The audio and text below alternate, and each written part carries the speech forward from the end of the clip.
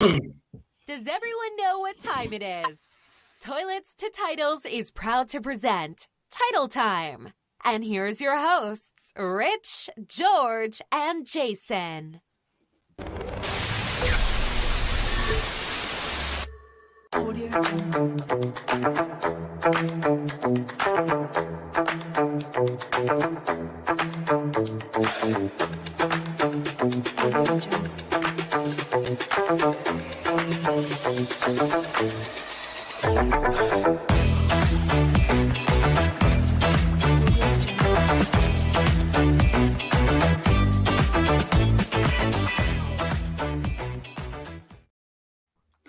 And welcome to week 9 of Title Time. I'm your host, Jason, and with me, as always, the two of the best in the business, plus George. So it's me, it's the guy to my left, your right, Frito Bandito, Rich himself. How you doing this morning, Rich? I'm good. Still without a vehicle. My truck broke down this week, so been juggling that, taking my wife back and forth to work, going to work, all that kind of jumbo mess. But hey, week 9's here. Ready for some football. I needed did this weekend after this week I've had. Yeah, it's got to be hard to deliver the Fritos on a bike. It's very true. And as I alluded to before, below me, the one, the only Showtime, it's George Reed. How you doing, George? Doing absolutely fantastic. Slightly distracted this morning. My Dolphins are playing over in Germany, so I've got one eye on the show, one eye on the game. So far, it's a phenomenal game. Dolphins are down 7-0, but they got Kansas City backed up inside their own 5 right now. So I don't want to spoil anything for you, but they get out of there. Yeah, I'm sure they do. Yeah, no, so I don't have cable. So I have to stream it off of a website, and I'm like 3 or 4 plays behind compared to everybody watching it live on their TV. So please don't spoil it. So I'll say it looks to me like the Dolphins are just abandoning the run. They're trying too hard to get the ball out in the air, and I think there's only been 5 rushes by the Dolphins in the first half, which, when you come in with a highly potent running game, it's not a good sign for your offense. 7-0. That's exactly how we expected this over/under to go. I hope you bet the under in the first half if you're out there and one of those people that bet. Before we go any further, I do want to mention that you can join us on our Gilded chat. We have over 250 members now in Gilded, talking about football, Walt Disney World, pretty much anything you want to talk about in a Gilded chat. But you can talk about IDP, your start-sit questions throughout the week, your pickups at the beginning of the week, pretty much everything. We talk about it all. We are probably the team that gives the most access to us throughout the week in fantasy. We're in there all the time chatting. So it's cool. If you want to join us, you can go to toiletstitles@gmail.com. Reach out to Coach, who's in Orlando this week, having a great time at some of the parks. But he will definitely get to your request if you want to join that Gilded chat. And in Gilded, we also have a Patreon chat, and that's one of the benefits of being a Patreon with Toilets to Titles. You can get in the Patreon chat where we answer your questions first. And also, we put out a waiver wire doc Monday night right after halftime. So we get you information before everybody else gets it, which is cool because we have at least one member I know where their waivers run at 7 a.m. Tuesday morning instead of Wednesday, which is hardcore. And so we want to get, a lot of people put their content out Tuesday morning because they think they have till Wednesday. We get it out early. That way, if you do have early waivers, we have it out for you. So Patreon, we have tiers for every salary, so $1.50 on up. So definitely check out our Patreon. It's patreon.com/toiletstotitles.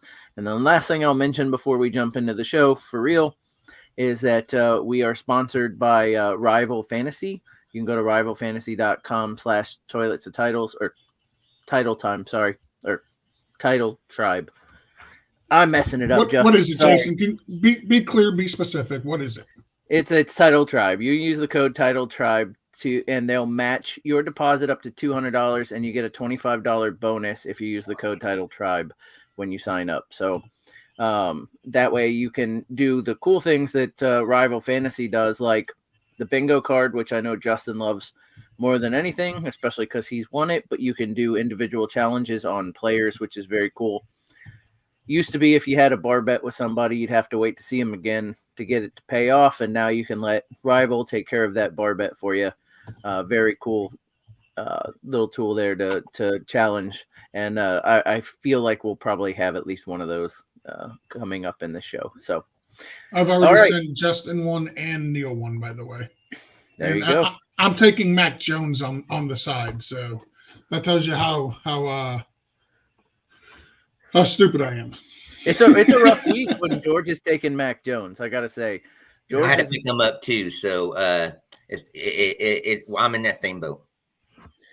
All right, I am going to run through the couple of comments, non-questions, real quick, and then I'm going to get to our standard weekly "What's your favorite game?" question. But Pete Sandoval says, "Happy Football Sunday."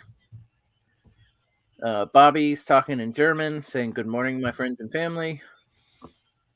Oh yeah, that's an actual question. We'll get to that in a minute. Let's go. My son makes a little smiley face emoji thingy. Good morning, Eli. And yet another smiley facey happy thing. I'm pretty honestly, I couldn't have done that at 10. I don't know. Mostly because we had a keyboard or like typewriters when I was 10. So Jerry Bagshaw says, "Good morning." I'm just getting some of the morning ones out of the way before we get into the questions. All right. So we've done this. George. Yep. You're already watching a game. This one don't. Okay. You know what, Rich? I'll go with you first. What game are you looking forward to most? I'm going to make this very simple and stuff like that because ideally we can't talk about our own teams. So I'm going to go ahead and help George out by saying most excited game that I'm excited about watching today, which has already started, is the Miami Dolphins and the Kansas City Chiefs. Now there was the talk all the week before, how Miami left way early to be already down there, and with the Chiefs coming in a couple of days beforehand on what kind of outcome that we're going to get from this game and everything. And it's looking about a little bit about opposite of what we really thought at first. So I was excited about watching this game. George, what about you? Do you have any comments on this game at all? Obviously, I'm half distracted. Sorry, I'm trying to get the phone set up just right so I can continue to watch the game and do the show at the same time. Typically, I'm a little bit more professional. Not much, just a little bit more professional than I have been so far this morning. I completely blame the NFL for putting this amazing game on in Germany at 9 a.m. This should have been a Sunday night game. This absolutely could have been your game. It's fine. You're a 49ers fan now, so yes. Well, the game outside of the Dolphin game that I'm looking forward to the most. There's so many good games this week. This is a really good week, but I'm going to go with the Sunday night game. Buffalo Bills, Cincinnati Bengals. DeMar Hamlin returning back to Cincinnati. Both these teams 4-3, 5-3, fighting for to get to the top of their respective divisions. It should be a very good game. Josh Allen, Joe Burrow, Stephon Diggs, Jamar Chase, like mid running backs. What is there not to like about that game? No, that game probably was going to be the one I'd choose. But since you said it, obviously the next step is Eagles Cowboys. Yep. It'll be the first real test for the Cowboys after their last test where they got, taken to the woodshed by the 49ers. So I want to see how the Eagles and the Niners, or the Eagles and the Cowboys play. And then George disappeared, probably trying to fix his phone. There he is. Here we go. I am absolutely here. Listen, I didn't want nobody seeing me fix the phone on camera, okay? Again, I blame Roger Goodell. He's easy to blame. It's okay. Look, I feel super unprepared too, because usually if everybody knows me, when I'm in here, I always have my big gulp, and right now I'm riding dirty without a drink because stupid me came in here with the laptop and the microphone and absolutely left every drink I own out in the fridge in the other room. So at some point you'll be seeing my video go off, me stand up and walk away. I just didn't want to do it at the beginning of the show. So I got the phone situated. Hopefully I'm good for the rest of the day. Well, plus it's Hey, going to be one last thing real quick is, I know we don't talk about it, but for me and stuff like that, I want to see the Raiders game. I want to see their first game without McDaniels. Yep. And how they're how the respond. offense is going to look, and if they could get Renfro back involved and all that kind of stuff. So that is an exciting game for me, being a homer. So yeah, look, I would obviously be lying if I didn't want to say that I want to watch the Bucs game, but that's why I make it a rule, because we always want to watch our teams. Nobody else wants to watch the Bucs versus the Texans. I do. So let's see. All right. Should I drop Roschon for Charbonnet, Royce Freeman, or my handcuff, Elijah Mitchell or Dowdle? George, I'm going to start with you, and this will be the moment where I get up and walk and grab my... We're just going to do this, Rich. There we go. We've got control of the show, Rich. We're showing him who's in charge. So to answer this question, I would probably drop Roschon for Charbonnet. And here's why. Like, if Christian McCaffrey or Tony Pollard go down, yeah, Elijah Mitchell and Rico Dowell definitely have some value, right? They got value, but they don't have the equivalent value of your starters. They're not going to carry the same equivalent value of Christian McCaffrey and Tony Pollard. But we've already seen Kenneth Walker III banged up. He was banged up last week. He was out snapped by Charbonnet. Technically, Charbonnet had the better statistical game. If for some reason, and Kenneth Walker, he's off the injury report, but if he were to go down and he were to miss a lot of time, like, Charbonnet is a 1-for-1 replacement for Kenneth Walker III, who is one of the top 5 running backs in fantasy right now. So for me, and I don't know about you, Rich, but for me, I would go with Charbonnet off of this list. Yeah, no, you exactly hit it. I mean, you never want to wish anything like that, but exactly what we wanted Charbonnet before the season started, when everybody was drafting him to be a lead back and everything somewhere. So got kind of muddled when Seattle drafted him, but prime example of if Walker ever went down, Charbonnet would jump into that role that we were all expecting from the get-go if he went to the right team. So that would be your pickup if you were dropping Roschon. I absolutely think you should drop Roschon. Oh, hey guys, I'm back. And I could hear you the whole time, George. So thanks for taking over the show. Listen, when we're left to our own devices and we have no adult supervision in the room, stuff like that happens. So I absolutely think Roschon's a droppable guy, because what we've seen is when the main running back goes out, they don't make Roschon the main running back. They let Devonta Foreman be the main running back, and they keep Roschon in the Roschon role, which hasn't been fantasy relevant. And on top of that, the problem for the Bears, besides that they're terrible, is that their schedule sucks. So they've got the Saints this week, bad matchup for running backs. Okay, so you have the Panthers, which is better, but then you have the Lions and the Vikings and the Lions again. Those are all 3 terrible matchups. The Browns, terrible. Before you finally get some relief with the Cardinals, but then back to the Falcons. It's like there's 1, maybe 2 good games potentially on this schedule for running backs. Not something I'm looking forward to with a guy like Roschon, who hasn't shown against weaker opponents that he can get a decent amount of points. The real issue for me for Charbonnet, and it's not as big an issue because their offense is better and they lean on the run, but the Seahawks schedule for running backs isn't all that much better. So you get the Commanders this week, or you get the Ravens this week. That's not great. The Commanders next week, which is better now that they've traded 2 of their defensive linemen. Looks like they've given up on the season. And then the Rams, not bad, but 49ers, Cowboys, 49ers, Eagles, Titans is a stretch down the run. And then you can even lump in the Steelers. That's a stretch down the run of not great matchups either. So, I pick up Charbonnet because that's a better team. I pick up Charbonnet because I think he's a better running back, but I also tamper my expectations because of schedule. So just keep that in mind.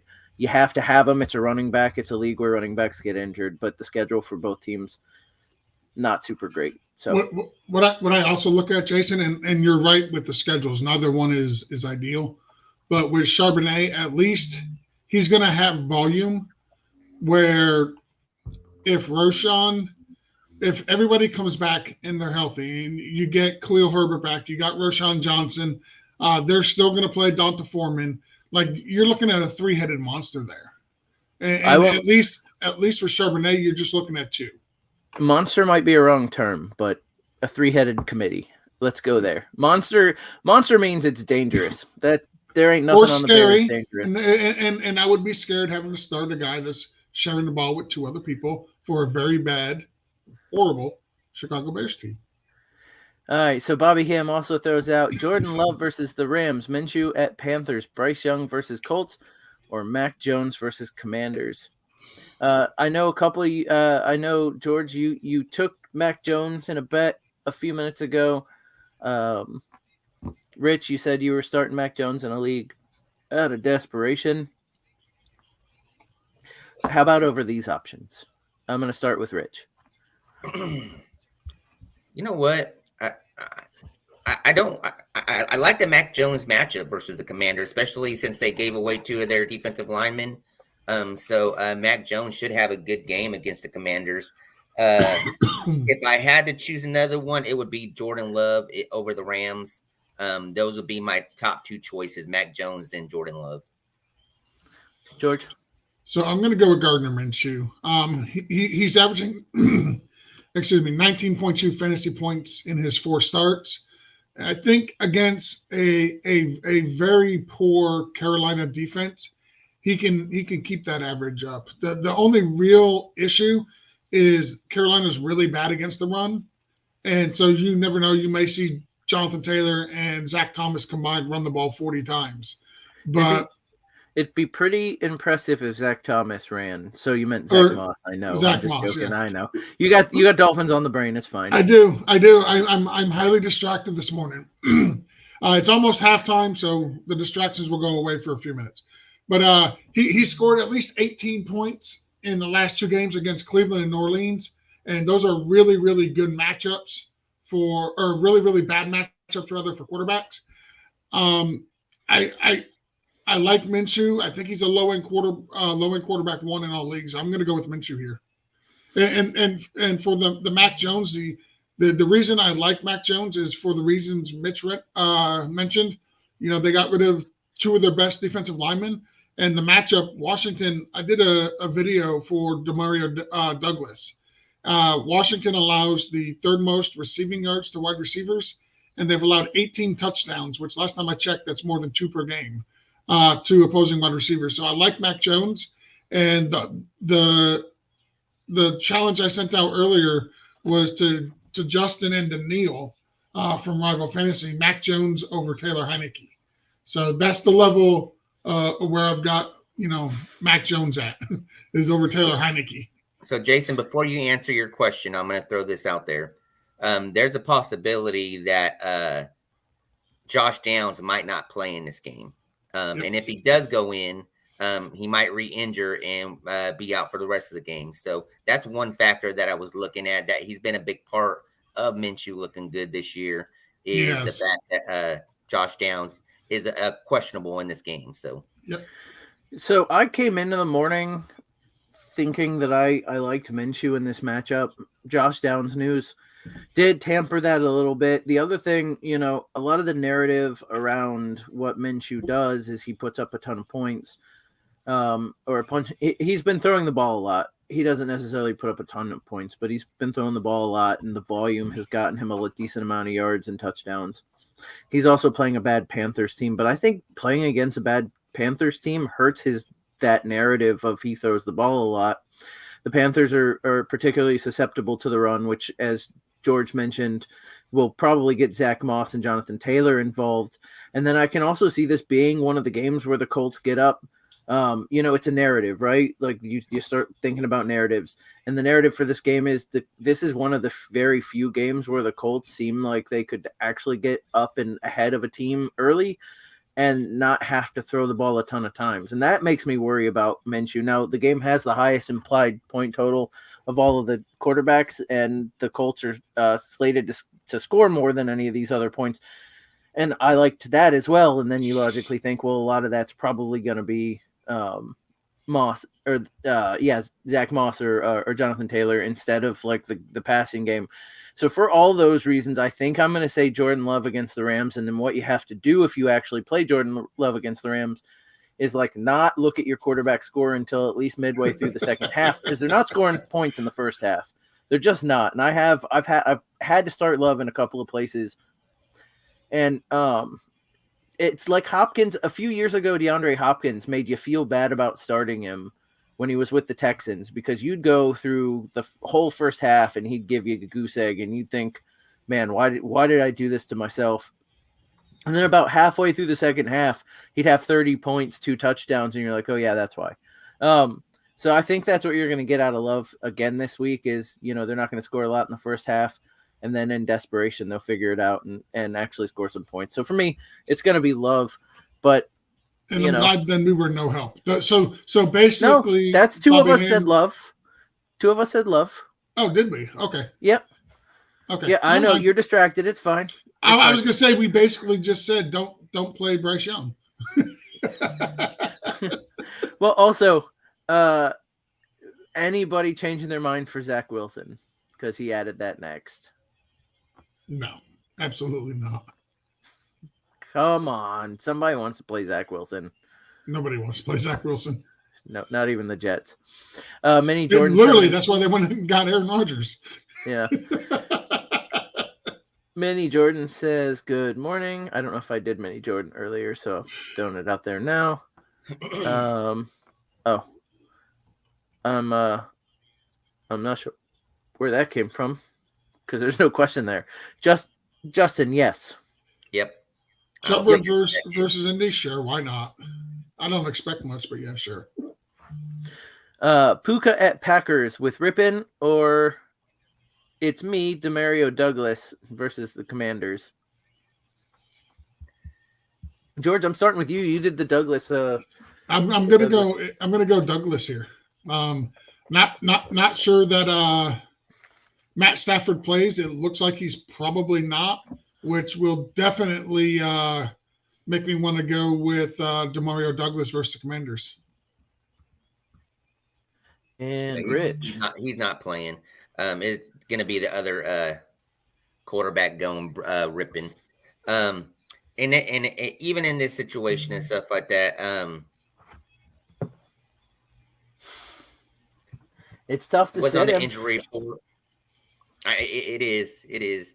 And to me, I'm going Puka. Even with his injury and stuff like that, they're going to be behind in this game. And I like for them to be throwing and stuff like that and him to have opportunity. Yes, Demario Douglas is the new rising shiny star over there, but they do also have other options and they will share that ball around a little bit. So what other options do they have? Kendrick Perkins is on IR. Devontae Parker is out with a concussion. You got Hunter Henry, you got maybe Mike Gesicki, maybe Juju. I don't know. He's got like 120 yards on the season. There's not much there. And I get what you're saying and stuff like that. They got Bourne. He's still there. Bourne's he's on IR. Okay. He's out. Even with that, George, to me, I think this is a Juju game. I'm gonna be honest with you. I just have this feeling that Juju is gonna have a big game today. So, Douglas will be involved, but I'm still taking Puka over him. I've got these guys within a half point of each other, like slat as far as like fantasy output. I can't trust Puka with Mark Rippon. Demario Douglas has gotten targets and yards with Mac Jones. I think I'm just going to end up rolling out Demario Douglas. At least I feel like I'm going to get a safe floor versus what could be the bottom falling out of Puka until Stafford comes back. So for that reason, I'm going to take Demario Douglas. All right, now it looks like we finally did get the rest of Justin's question. So Chuba Hubbard versus Indy, Josh Downs at Carolina, Jordan Addison at Atlanta, Brandon Cooks at Philadelphia. Need one for a flex in a full PPR. Just like I said earlier, yes, Chuba Hubbard. Yeah, and you know what? You didn't have to type the rest of the question because for me it's Chuba, especially. I mean, I guess I'd monitor Josh Downs' injury, but I don't think it gets better. And like Rich said, it could come back, and you have him for a couple of plays, and he goes back out, and that's the worst that can happen. So for me, it's Chuba as well. Anybody got the stones to start Jordan Addison with what's his name as the Vikings quarterback? Yeah, George? I'm still starting him. I'm not starting in this question. No. I mean, I guess I'm starting him in the Scott Fishbowl. Yeah, I mean, I got spots where I'm starting him. I mean, look, even if they're back, but we don't know what to expect. Yeah, I get it. Another QB in there and stuff like that, but they're going to be behind and have to throw and stuff like that. I mean, I guess it depends on your options, but I'm starting them in a few leagues. I'm not too worried about it. It is what it is. You got to make these decisions. I mean, look, there's a possibility you start a lot of these, pretty much any player if the competition you're asking about is bad enough, right? So I guess you'd never say never, but there's a reason he's not starting over Chuba Hubbard. That would be the exact reason why he's not starting over Chuba Hubbard for this question. All right, George. Logan Glaze asks, half PPR, Michael Thomas, Jerome Ford. Jerome Ford. Rich? Yep, Jerome Ford. I think he's going to be back to full go. Even if he has anything lingering, I think he's still a full go. So I agree. And then one more question from Logan Glaze. Full PPR, Darrell Henderson or Chuba Hubbard? Can we real quick? Can we go back to the previous question? So I just wanted to give a little information about Jerome Ford. 10 touches last week on a bad ankle. Played 23 total snaps. Running backs against the Cardinals averaged 25 touches, 140 yards, and half a touchdown. The Browns the Browns ran the ball 36 times last week. You've got Deshaun Watson coming back. He's still dealing with an ACL joint issue in his shoulder. They say he's better and that he'll play and that he's good to go, but he's still dealing with that issue. I expect them really to lean on the run this game. You don't really have to pass the ball a whole lot to beat the Arizona Cardinals.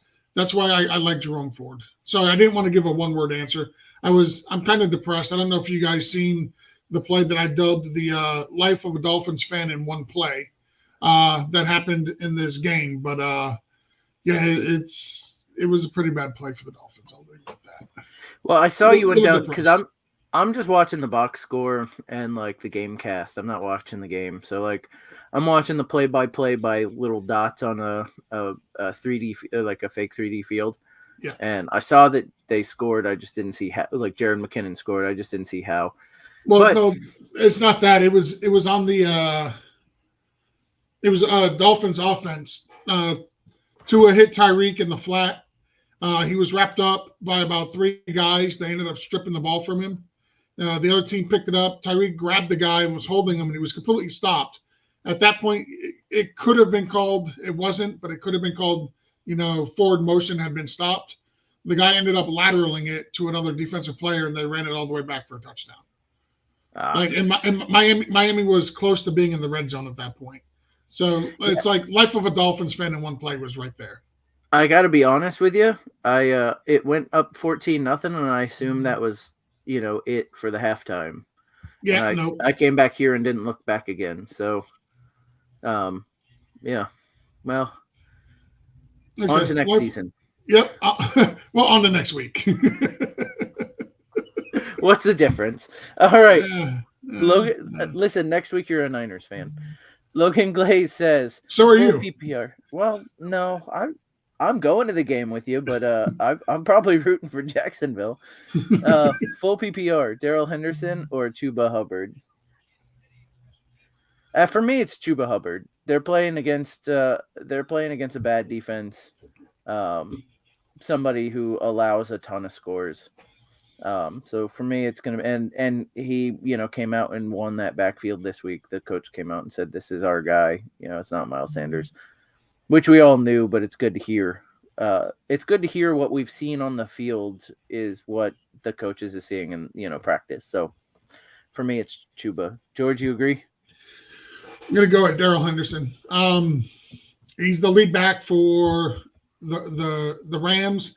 If Matthew Stafford's not there, I do expect them to lean on the run a little bit more. So you would expect more snaps, more touches for Darrell Henderson and Royce Freeman. Green Bay is top 7 in NFL in rushing yards and rushing scores allowed to opposing running backs. So I'm going to go with the running backs here. I'm going to go with Darrell Henderson. Yeah, I think the problem for me there is that, one, there is more than just a guy there. There's, you mentioned there's going to be a couple guys, and two, if they're not moving the ball up and down the field, it reduces the amount of potential scoring, right? But you can move the ball, 3 and outs. You can move the ball up and down on the Packers on the ground. They've been doing it. Every teams have been doing it all season long. Rich. Yep. Look, I get George's point on Darrell Henderson, but Chuba Hubbard, this is backfield now. Based off the notes that we have here, 60-40 split, I can see it getting higher in this game. Look, Sanders just hasn't shown what he was brought here for, and Hubbard looks like the back that they were expecting from Sanders. And this is Chuba Hubbard. This is his team that drafted him. I think they finally start leaning on him. I like Chuba Hubbard here. All right. Here's another one: Cowboys versus the Eagles. Oh, it's probably saying what game they want to watch. That's the game they want to see the most. Okay, understood. Obi-Wan Bon Jovi, still love the name. Good morning. How scared are we of the Josh Downs injury today? I mean, scared enough to start Chuba Hubbard over him. Yeah, I think in any situation, like I said, this also comes down to truly knowing what's going to happen. My always concern is about injuries with receivers and stuff is if they haven't practiced all week, and even if they got a limited practice towards the end, I'm just scared of what's going to happen when they go out there and re-injure and you only have them for 1 quarter and stuff like that. If you have no other options, I get it, but in a situation like this, I'm always putting that player on the bench if I have the option to put someone that is healthy, that can score at least what you would expect him to score with having an injury. So, yeah, I'm staying away from him. I have him in a few leagues and I got him benched. All right. There was some talk about having my son go get me a drink, which was brilliant, and I completely should have done that. Although, love my boy, but it's a big old drink, and I don't want him spilling it through the house. Which question? What are the odds if Eli were to go get you your drink? Yeah. What are the odds he drinks it before he gives it to you? 0%. He doesn't drink soda. Okay. So 0%. He wouldn't have touched it, which is okay. Exactly what you want in a guy who would go get your drink. So yeah. Mark Rollins, Chuba or Hunt, full PPR. George. Being that it's full PPR, I'm going to go with Hunt going up against who are the Browns playing? They're playing the Arizona Cardinals. Give me Hunt against the Cardinals. Rich. I'm going Chuba again, and look, Jerome Ford is going to be back in this game. I guess you could say Chuba, Hubbard, Sanders, Ford, Hunt. Look at in this situation at the backfield for 2 running backs on both teams. I'm going to lead Chuba in this one. I think I'm actually going with Hunt because it's full PPR. I think Hunt's going to get some receiving work out of the backfield. Playing against the Cardinals, that's going to be a good thing. So, both good matchups. I think both Yeah. good starts, but of the two, I'm taking Hunt. All right, flex. Half PPR. Kincaid, Moss, or Demario Douglas. I refuse to call the dude Pop. You want to show me some Pop? Show me some Pop, and then I'll call you Pop. The only person I call Pop is my dad. Yeah. I'm sorry. That's the only person I call Pop. He's actually in my phone as Pops. So yeah, no, can't do it. But because we can't call him Pop, I'll let Rich, who seemingly doesn't have a stake in the game. You can pick first. Yeah, half point PPR. Man, it's kind of a toss up for me between. Man, I like Kincaid's chances again this week to have a good game, even if it's standard half point full PPR. I'm leaning Kincaid over the other two. George. Yeah, I was leaning Kincaid immediately as well. What's interesting about him is he's got a 90% catch rate on the season. Last week he had season highs in targets, and he also scored for the first time last week. Bengals allowed the second most tight end scores on the season, so I would lean Kincaid here. Yeah, and look, Kincaid did it against a Tampa Bay defense that's been typically very good against tight ends. They've got good linebackers that cover the tight ends, and they allowed Kincaid to pretty much run wild.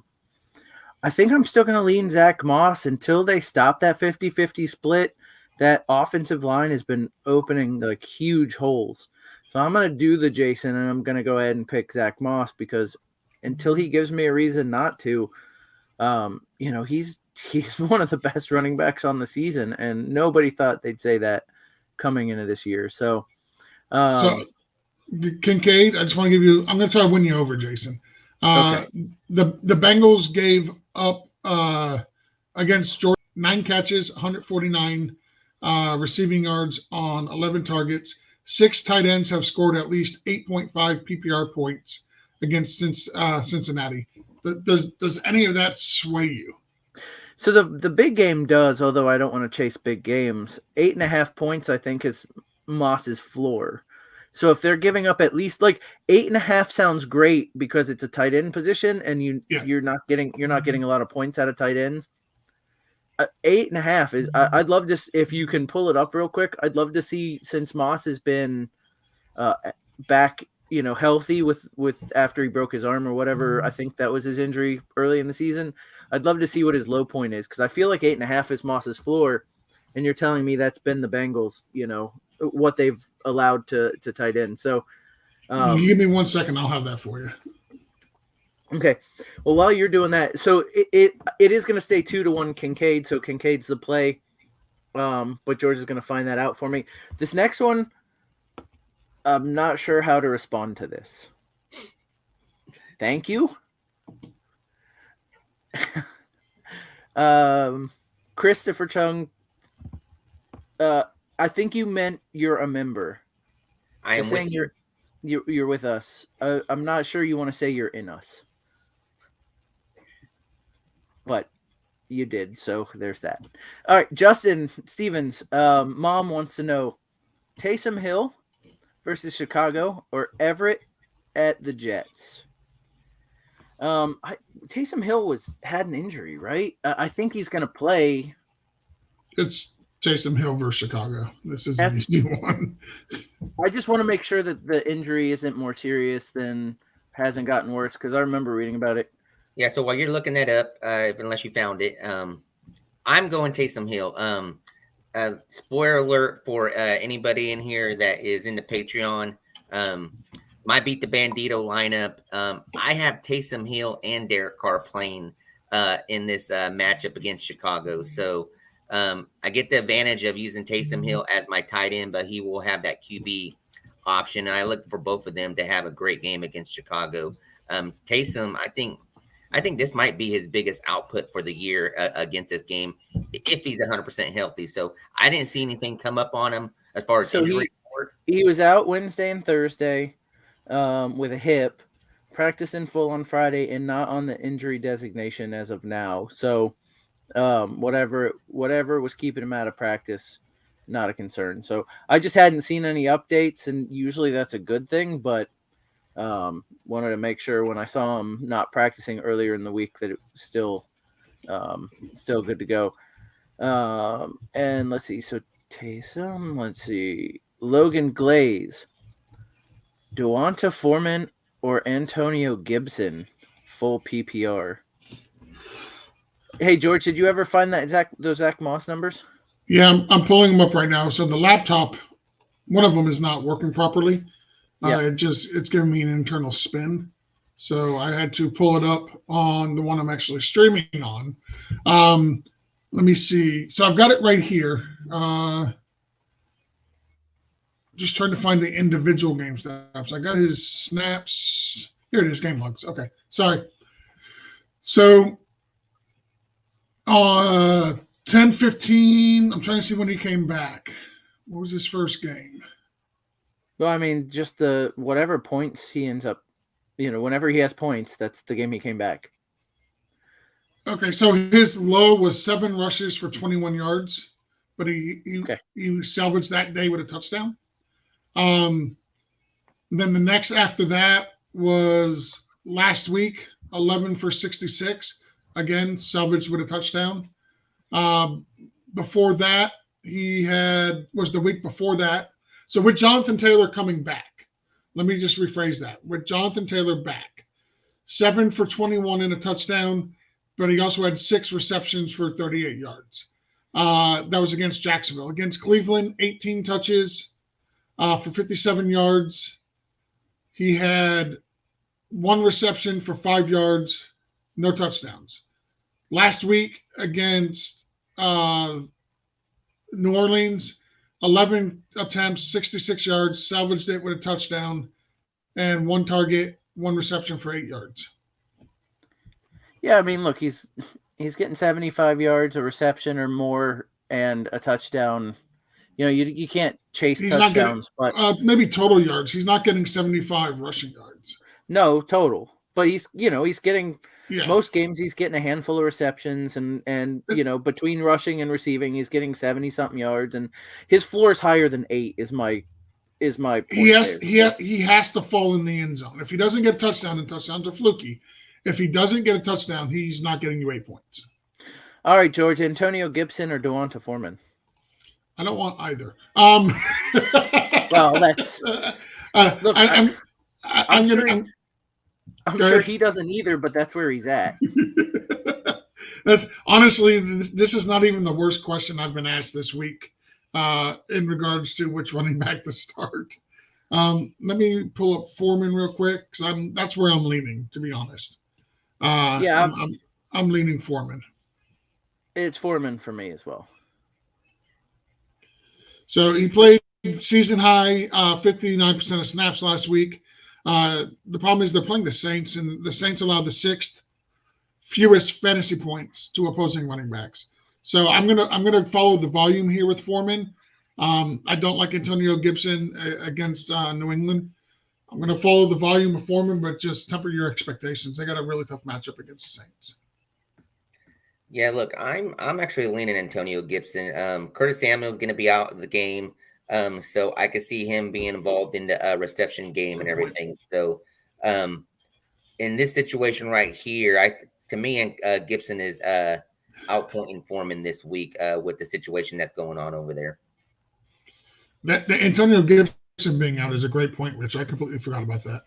And by the way, Matthew Stafford, breaking news: Matthew Stafford is out. Well, last week, Curtis Samuel being out just turned into Dotson getting a bunch, and Crowder. It was Crowder. Crowder had a huge game. Well, both of them had huge games. Dotson and Crowder had big games. So it Curtis Samuel's volume just spread over a couple of wide receivers. I also think again their defense is worse for the wear after making a couple of trades, so they might have to throw, which I guess you could say it go to Gibson if he's actually in the game. So, but for me, I'm going to Devonta Foreman. I think he's just going to get more of the touches, and so you go that route. Black Body Absorber, morning all. I need a running back 2 and 2 flex players from Stevenson, Jones, Henderson, Lockett, Downs in PPR. Are we talking about Julio? I'm assuming that's Aaron. Okay. That's a good point. It could be Aaron. Yeah. I'd probably Running say back 2. I don't think anybody's asking if they should start Julio Jones or flex Julio Jones rather over Tyler Lockett. Good point over that. I mean, he's got to do 3 of these though. So I think Lockett for me is the lock. Well, let's start with the running back because he needs a running back too. So we can eliminate one of the 3 between Stevenson, Jones, and Henderson. And for me, I lean Aaron Jones personally. Yeah, too bad Green Bay doesn't. Well, he's been injured. I mean, but Coach LaFleur did say Aaron Jones is ready to be cut loose. Yeah, but he's a dirty liar. Yeah, I know. And real quick, he did say not Julio. Yeah, I didn't think it was Julio. You're going to need to bring that back up.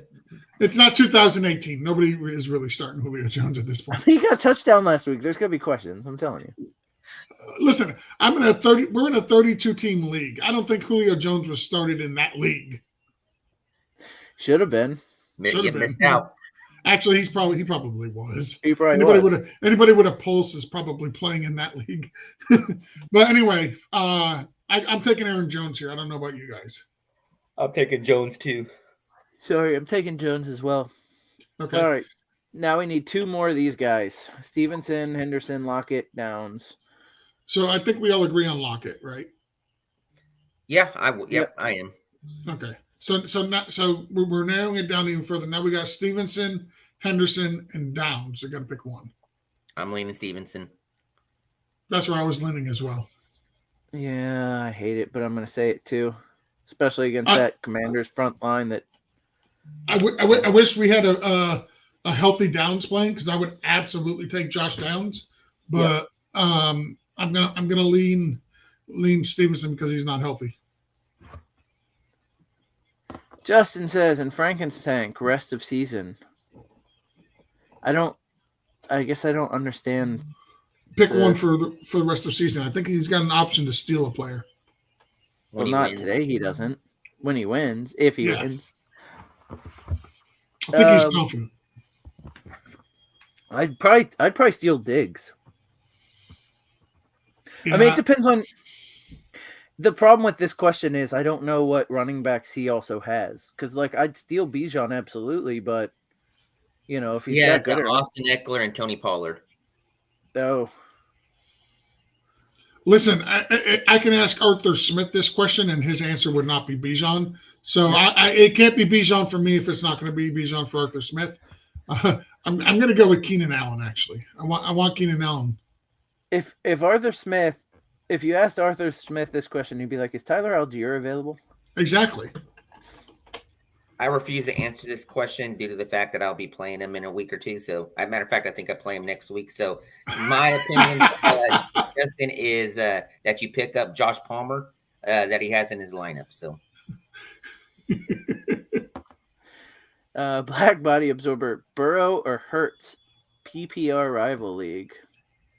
That's a good question. I'm playing Hurts until, I'm playing Hurts. I'm not going to make any bad puns. I was going to make a terrible pun there, but I hope you guys appreciate my restraint. Yep, I do appreciate that.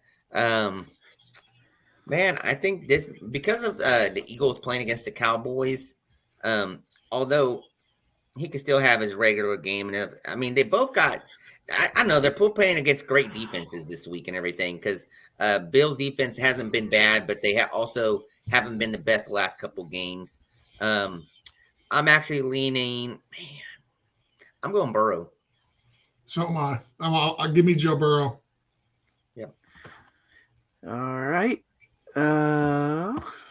Black Body Absorber, try to trade one of those two guys, though. If you still can. I don't know when your league trade deadline is, but try trading one. Well, he's in the rival league. So do we have trade options in there? Yeah. Okay. Justin Stephans in Scott Fishbowl. Jaron Hall, Aiden O'Connell, or pick up another kicker. Pick up a kicker. I'm going kicker. Rich is going to say Aiden O'Connell. Yeah. Ah, man. Yeah. Come on, Justin. Get those. I'm going O'Connell. Get those sweet kicker points. Unless you're going to pick up Carlson. And then come back next week. And I mean, come back next week and brag to Rich how your kicker outscored Aiden O'Connell. Ain't gonna happen. I'm telling you, he's putting up 40 points tonight. Somebody's delusional.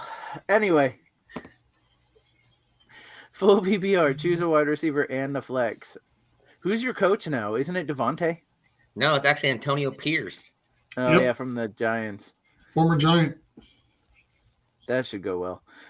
Full PPR. Choose a wide receiver and a flex. You know what? He's going to get him back to even, and then you're going to let him go for another crappy quote. It's going to be the same thing that happened last year with Rich Bisaccia, yeah. Yeah, he's going to get him almost to the playoffs and be like, no, we're going to bring in somebody else.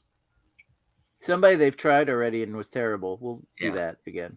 All right, full PPR. Choose a wide receiver and a flex.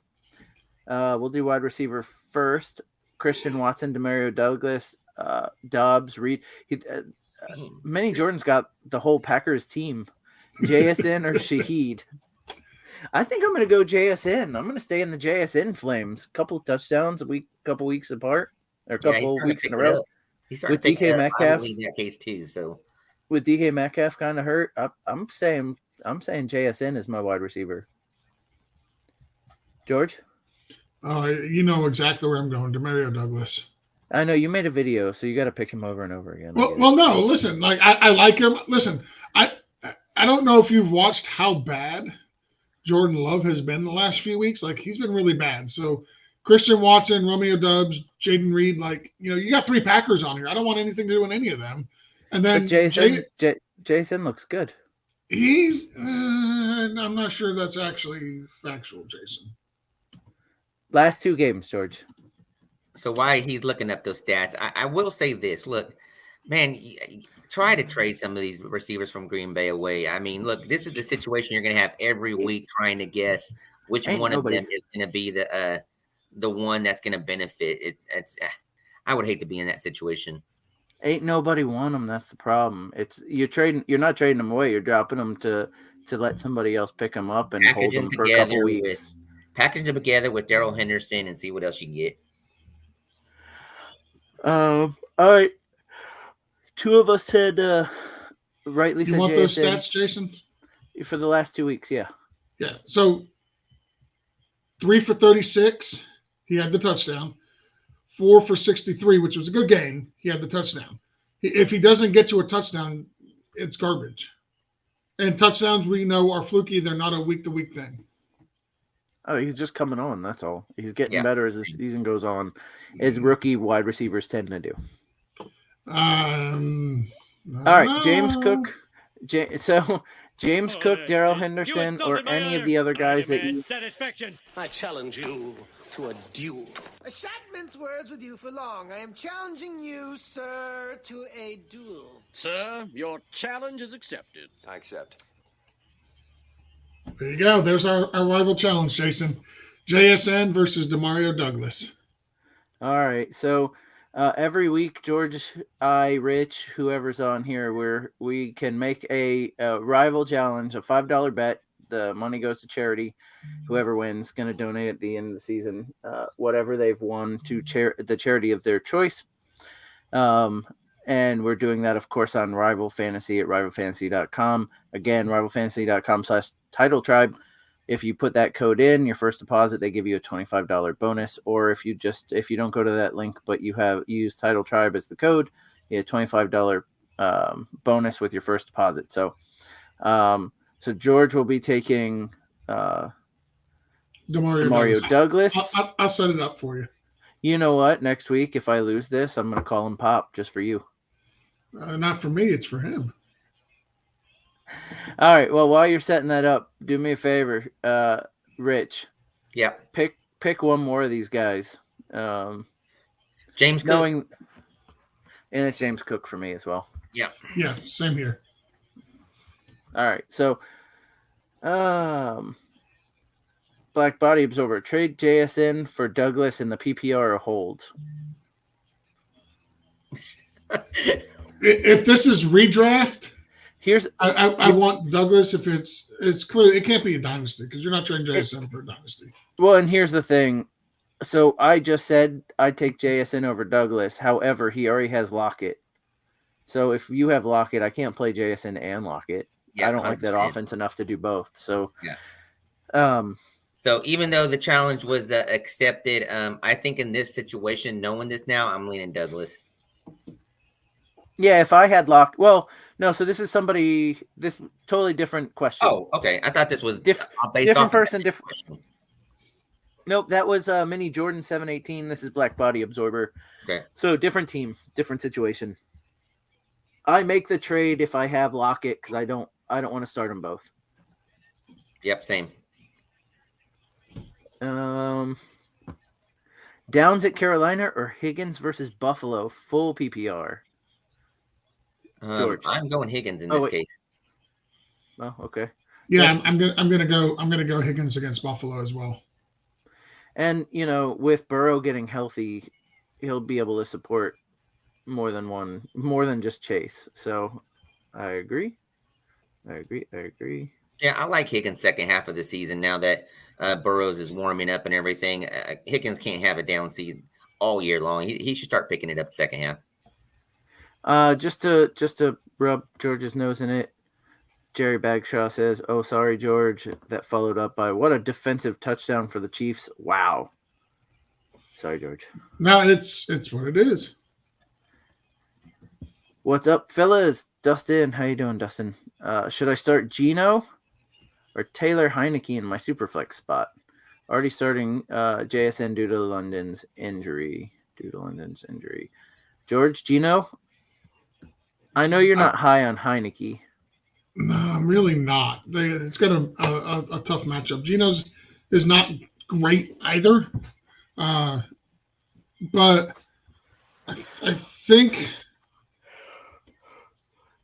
I'm leaning Geno, but it's tough because it's a tough matchup.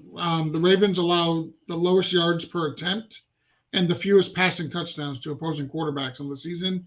For all the hype that we had for Geno Smith coming into the season, he's only QB 21 in fantasy points per game. So I like him more than Heineke, but I'm also tempered expectations on what to get from him today against Baltimore. I wish Drake London was playing for Atlanta. I would like Heineke a little bit more. I can't understand how big of a loss that is going to be for the Falcons. God, I want to say Geno because I just don't like Taylor Heineke, and the Vikings defense the last couple of games have played way better. Yeah, they've been pretty good. The real problem for me is that having Kirk Cousins out means that offense isn't going to hold the ball at all. And it's going to put that defense on the field over and over and over again. Yuck. I'm leaning Geno Smith because of his options. I mean, that's really how you got to look at it. I get they both don't have the best matchups and everything, but who has the better options, and that's Geno Smith. I'm gonna say Taylor Heineke, but it's like they're neck and neck for me. So with the other two guys taking Geno, I'm perfectly satisfied taking Geno here. But it's so close for me, and really, the only reason I'm taking Taylor Heineke is because I think they're going to be on the field a lot. I don't think the Vikings are going to be able to do anything with the ball when they have it. They've got a week before they can feasibly start their Josh Dobbs over there. So, yeah, sorry, man. Let's see. Sorry for hijacking the start of the show. Can't say the whole time today. Don't forget to like and subscribe. Thank you, Bobby Ham. Good luck all, and thank you for the efforts, toilet people. Thank you, Bobby. I appreciate you hijacking the show at the beginning. It's fun. Yeah. By the way, I just sent you the challenge. Okay. And I'm not. Jerry says I'm not sure you like the phrase "toilet people." Well, look, we also have a guy that's inside us, so. We're toilet people with guys inside us. That's what we are. That's how it goes. Jonathan Mingo versus Indy or Gallup versus the Eagles. Didn't Mingo have a little bit of a thing last week? I mean, it wasn't like it was great, but it's good for him. I can tell you now, I'm prepared for these shows. So far, they've been asking questions even I'm not prepared for. This is what happens when you get towards the end of the season. You start getting these kind of questions. But Gallup is kind of that third wheel over in Dallas land with Cooks being in there and everything. He has his games. He doesn't have his games. I don't even know if he really even had a game this year yet. Jonathan Mingo is slowly he is a rookie. He's starting to pick up and stuff like that. Thielen's been stealing the show there over in Carolina, but in this situation right here, I am going to take Mingo against Indy. Gallup does have a good matchup against the Philadelphia Eagles. It's just I think that matchup is going to go towards Cooks and CD. So, Jason, I have to ask you a question real quick. Sure. Did he just say the Philadelphia ankles?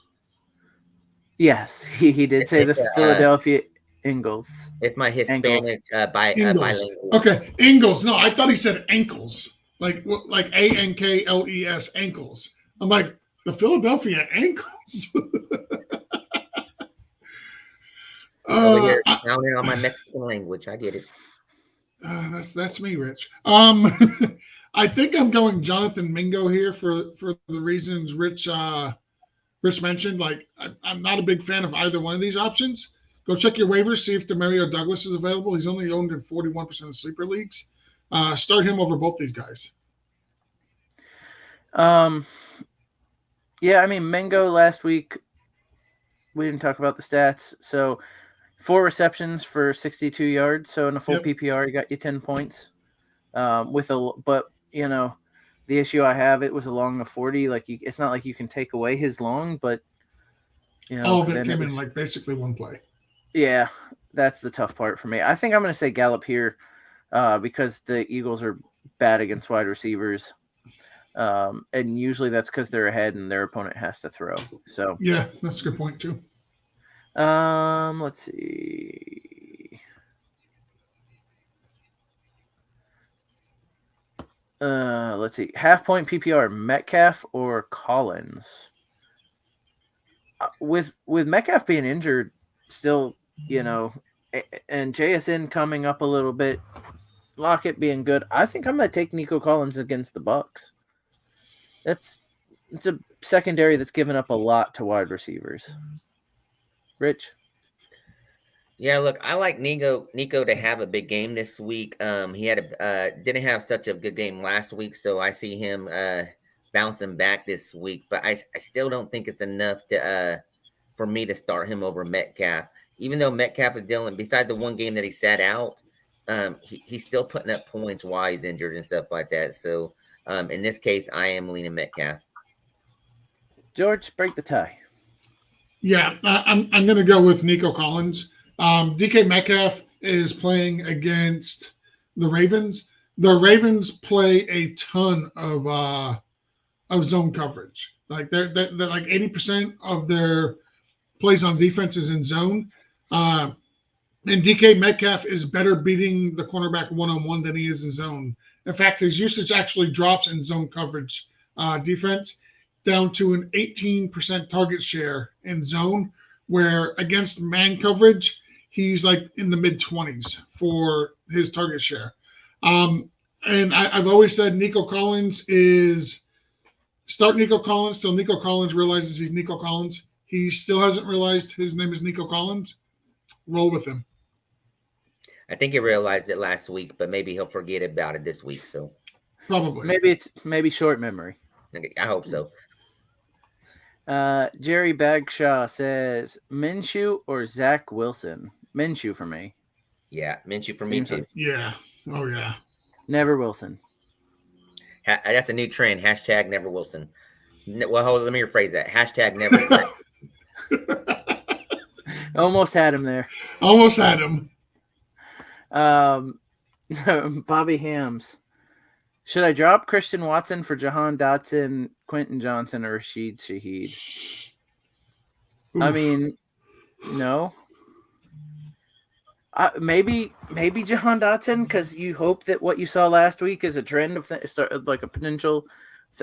Like, it's not like Christian Watson's doing anything for you, so I'm not against dropping Christian Watson. The tough part here is I don't trust. Shaheed's if he catches something deep, you're happy, and if he doesn't, you're not. Quentin Johnson really hadn't shown anything, and Jahan Dotson. He was great last year, has one good game. So I'd probably drop Christian Watson for Jahan Dotson to try and get ahead of waivers in case he has a good game this week as well. Yeah, so Christian Watson, if he is, I'm assuming this is going to be a question where you have he's going to be one of your bench players that you're kind of flexing if you need him and everything. And then look, we already know what Christian Watson is and stuff like that. We've kind of seen what Dotson could be if maybe Curtis Samuel is out for the year and stuff like that. And I would take that option of having him on my bench over Christian Watson, because even if the games that Samuel doesn't play, you do now have him to flex in those spots. So I would do it for Raheem Shaheed, and I even like Shaheed this week. 25.2% air yard share against zone coverage, which he'll be playing against today. The Bears' terrible secondary. They play a lot of zone coverage, and he'll see coverage from Tyler Thornton, who allows 85.7% completion percentage when targeted. So I absolutely would drop him for Shaheed, and I'd probably, if I was desperate, I'd throw Shaheed in my lineup today. He's big boom bust guy, but I think you'll be safe this week. All right, my son is back, so welcome back. I'm not sure where you went, but yeah, Shaheed. Hey, real quick, Shaheed is the player that Derek Carr always wanted when they drafted Ruggs and stuff like that. And now that he has that player and stuff like that, man, you might not see every look as far as the plays but I guarantee you, Carr is looking down for him to see if he has that chance to throw it up for him. I just gotta say, we got ourselves a 14-point game here, boys. Those Dolphins are starting to come back. Making it count. Who got the touchdown? Wilson. Tua to Jeff Wilson Jr. Yeah. It's like a 17-yard pass. All right. This is something that makes me smile. On my super Scott Fishbowl question, I went with Greg the Leg Zerline against the Raiders. You're gonna regret that. I don't know about that. I want to see Greg outscore Aiden Justin, O'Connell, and then Justin to come back. Rival fantasy. I'm about to say, Justin. Hey, if you can set this up, Zerline against Aiden O'Connell, man, send it. And this is it right here. If Justin wins the only problem with that is this is Scott Fishbowl scoring. Yeah, so like you get 3.3 points for the field goal after a touchdown, where in rival fantasy you're only getting 1 point. Hey, so if you guys want to do this, you can't do it through rival, but you guys can do a side bet based on Scott Fishbowl scoring, Aiden O'Connell versus the Raiders, and you just have to Zelle or Venmo or PayPal each other. George, that is not how it works. This is a rival fantasy league. If you feel that good in Greg the Leg, Justin, send me. Look, hey, I'm over here backing rival and stuff like that. And if you feel that strongly, hey, send it. Just a player update for you guys, just so everybody's aware. It's breaking news on Sleeper. Justin Fields is not playing today yet. Like, I don't know why they had to break in and tell me what we all already knew. So I want to point out this question from Joe. Joe, I love you, by the way. but this is not a fantasy comment, but I'm tired of the Chiefs. Nothing against them, but I'm tired of them. I feel like Joe has something against them, even though he said he's got nothing against them. Am I the person wrong in thinking this? No, it could just be that it's Grumpy Joe. And Grumpy Joe and hates I love everything. Grumpy Joe. I wish Grumpy Joe would join us on this show more often. Grumpy Joe hates everything. Look, I get the sentiment. Joe's up front. Joe's up front yelling at the clouds right now. Actually, I get the sentiment, but here's the thing: I'm kind of the opposite. A lot of people hate like the Yankees when they were dominating. They hated the Patriots when they were dominating, and guys that don't have like a skin in the game, or their team wasn't getting beat by them, or where they weren't in the same division. But people, they hated the Bulls because they were dominant. Hey, I love watching greatness. So like when a player or a team, and in this case it's Andy Reid and Mahomes, when you've got two of the best in the business together and putting on dominating performance week in and week out, like I enjoy that because I think to myself, like, I'm watching. You're sending it, huh? No, he just sent it to me. It's been accepted. I just want you to know it's on now.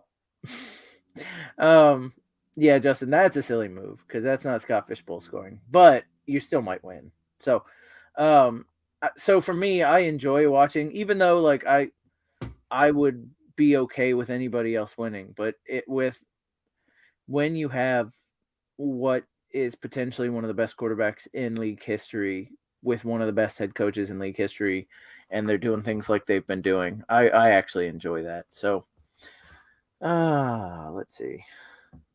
Just add it to all the other stuff that you don't like, Joe. Now I can do Jaron Hall, O'Connell, Madison at Atlanta, or pick up a fourth kicker and start them over these three options. All right, so would you do a kicker over Madison? I mean, we obviously did a kicker over the other two quarterbacks already. Well, you did. Well, yeah, I mean, I want to win. I would do a kicker over at Madison too, to be honest, with the matchup this week. I would too. All right, fourth kicker. Dude, start your whole lineup of kickers. Flex kickers. If you guys look, if you don't know, this is Scott Fishbowl. So kicker scoring is completely different, and you can start as many of them as you want. Like George said, you get 3 points for an extra point. So you get field goal points for just an extra point. So that's why we're saying kickers, because oftentimes your kicker is going to score more than your low level, Yeah, and which is why when doing this, you got to give us your scoring settings because it absolutely matters. Yeah, I'm actually saying 3 kickers today. So unfortunately, I'm in one of the sleeper leagues. So even though my team's terrible, and I would love to start multiple kickers to help cover for some terribleness, I can't. I can only start one. So Justin says going to be getting Mexican for lunch in a bit. What's your go-to Mexican dish? If you have the option, if they have the option there to make a torta with pastor as the meat. I don't know if you guys know what pastor is. It's steak, meat cooked with pineapple flavoring and everything. Real good and stuff. And a torta is considered a sandwich within Mexico. So that is my go-to dish. So you're talking about a meat sandwich. I'm pretty sure he's probably going to Taco Bell. I can't imagine Indiana has like real authentic Mexican food. Oh man, I've heard that they got Tex-Mex all over there. Yeah, Taco Bell, Chipotle, Moe's. Moe's. So my go-to is arroz con pollo. I absolutely love it. Just for the record, Justin, I know it's the Scott Fishbowl, but like, bro, you're currently ranked 2,111th. So I'm not sure it really matters. Oh, that's not nice. I'm only talking shit because I'm ranked way ahead of him. Well, you're ranked way ahead a lot of us. I'm 16th overall right now. Fucking there's curse word number one. Oof, Luck, sorry. luckiest stuff of my life is going on in that tournament this year. I've got to tell you, there is a thing that Justin does that he should do here that we found out when we were in Ohio. He walks into an establishment and he says to the waitress, "Give me whatever you feel is the best thing here." And he lets fate decide. And that's what I feel you should do here. So you walk up to that Taco Bell greeter and you say, "Give me your best chalupa," and see what they bring you. And you gotta say you gotta say it just like this: "Yo quiero Taco Bell." Yeah, exactly. So Jason, I'm kind of surprised because Rich mentioned that his favorite dish was like a steak and pineapple. Yeah, and you just like totally let that go. Like you'll get on somebody for ordering pizza with the pineapple. But Rich says steak and pineapple, and you're like, yeah, that's fine. Well, here's the thing. Rich is Mexican. If steak and pineapple is authentic Mexican food, who am I to judge? You know what I do know is that the next time I order a pizza, the Italians did not put pineapple on pizza, nor did Hawaiians. It was those Canadian jerks who did pineapple on pizza for the first time, called it Hawaiian, and put it on Italian food. That's why I'm so against it. It's cultural appropriation, and I won't stand for it. Whereas an authentic Mexican person saying, "Hey, pineapple in our food is authentic," I'm all for it. I love how the Canadians are blaming the Italians and the Hawaiians. Exactly right. It's not our fault. We're not going to call this Canadian pizza. We're going to call this Hawaiian pizza. Darn those Hawaiians. And let me correct what I was saying too. It's not steak, it's pork. I apologize. Okay, pork and pineapple goes. I have a little less respect now because he didn't even know. Maybe I don't want pineapple on it. No, I do. It just man, it's a just long so morning. freaking good and stuff like that. It just that's all. When it comes out, it looks like steak meat and stuff like that, but it's actually pork. All right. My quarterback is on bye next week. Should I pick up Carr for free now or grab Douglas for free and hope to get a decent quarterback after this week? My wide receiver core is hurting. Hold on. Who are the Saints playing next week? I honestly, to me personally, I don't care. Carr's been on fire as of late. Back-to-back 300-yard games. He's been phenomenal. I want to pick up Derek Carr for free now.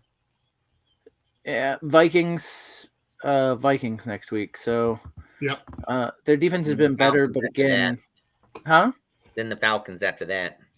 Yeah, and both those defenses have been okay typically against quarterbacks, but yeah, I still pick up Carr. I know the wide receiver core has been hurting. I guess the problem is you can always find a wide receiver to start. That's what I feel like.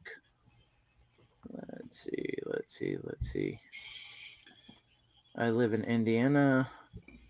There's authentic Mexican food all over the place. Sounds like something a guy from Indiana would say. Yep.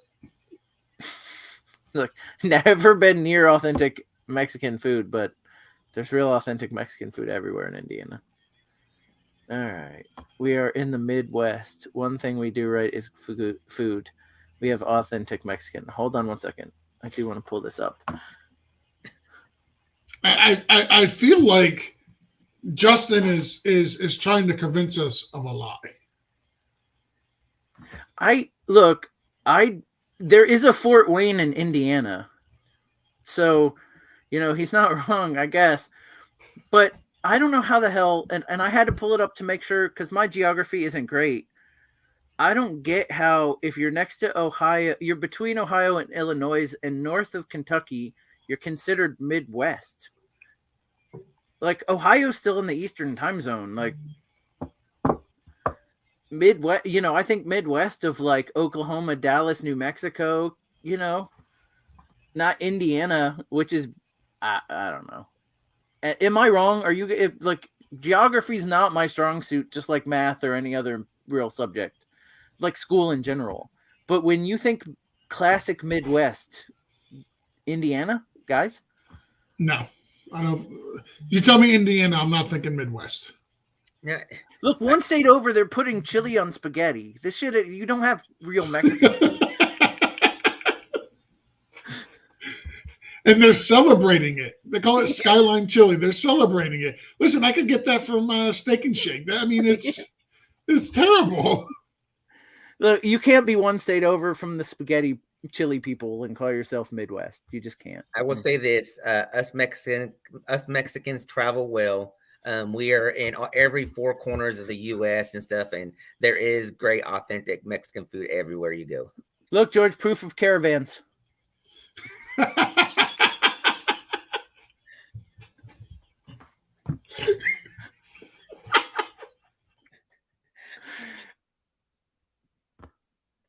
He said he was letting us decide his fate. So they do exist. Sorry. We've lost all our watchers at this point. Sorry, guys. Justin says he was letting us decide his. Well, look, send us. Look, every place you go to has a menu online now. Post up. Exactly, George. My son is calling you out. Yes, and I deserve it. I absolutely deserve it. It slipped. It was a Freudian slip. Justin says he was letting us decide. So look, every place has an online menu. Send us the thing. Send us the menu, and we'll tell you the menu, and we will live on air pick your lunch. Yep. But I can't pick your lunch if I don't know where you're going. All right. Oh, that was good stuff. That was really good stuff. Okay. Look, how many freaking Indianians? What do you guys call it? It's not Indians, I know. Indianians? Hoosiers? How many Hoosiers are you? Ohio is considered Midwest. Look who it's coming from. He just wants to be right. I'm looking at the map. Like, you're east of 3/4 of the states.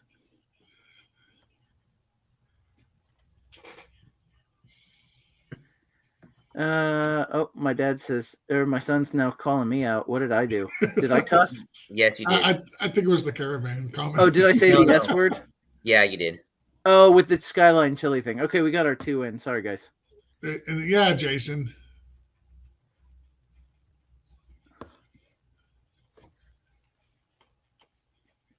I agree. Geography is your strong. It totally isn't Midwest geographically speaking. Well, just because Americans are dumb. I don't know. Okay, so we call Hoosiers.